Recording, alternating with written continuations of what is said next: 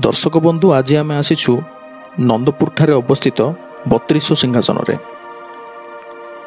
जहाँ जयपुर ठारू 65 किलोमीटर, कोरापुट ठारू 45 और सेमलीगुड़ा ठारू प्राय 30 किलोमीटर दूरतार अवस्थित।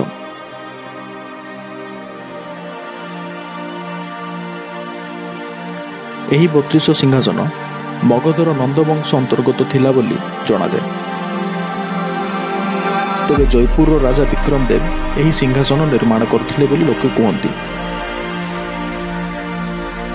कहुए राजा जेतेबेले शिकार पाई जाइथांती आसीबा परे से एही सिंहासन रे बसी न्याय देई पारुथिले बोली कहुए।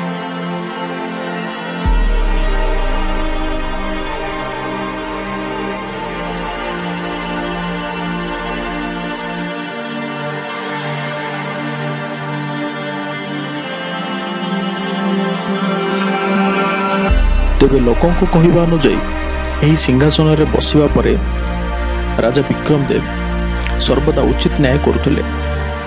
तेबे सिंहासन पार्श्वरे राजा निज इष्टदेवी कनक दुर्गा मंदिर मध्य स्थापना करथिले, जहा एबे भी एठारे उपस्थित। एही सिंहासन निकटरे आपनकु सही समयर किछि कलाकृति मध्य देखिबाकु मिलिबो।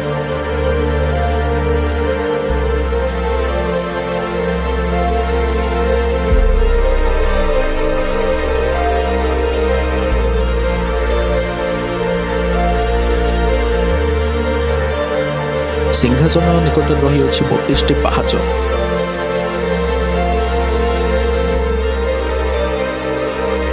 राजा को न्याय देवा पूर्व से 32 पाहाच चढ़ी जावाक पड़ुला। तेबे एही 32 सिंहासन एकदा महाराजा विक्रमादित्य राज्य वंशर एक अंग थिला बोली कहुए।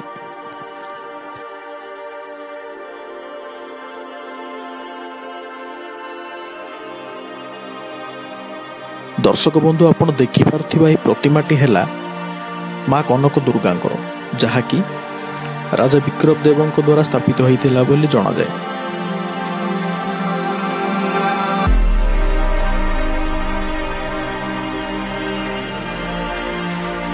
तेबे मां को पाखरे थिबा सेही खाली स्थान निकटरे थिला विक्रमदेवଙ୍କର सेही सिंहासन, जहाँ ऊपर बसी राजा दउथिले न्याय।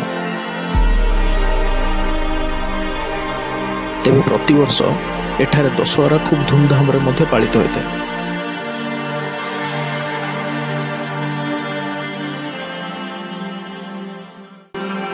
भारत इतिहास हूँ बहुत पुराना और महान। तेबे दर्शक बंधु जदि आप 32 सिंहासन इतिहास को जानापी चाहते तेबे आपन को आसवाक पड़े नंदपुर सहर आसी सिंहासन दर्शन करें। कोरापुटर मिलन रिपोर्ट लोकल 8।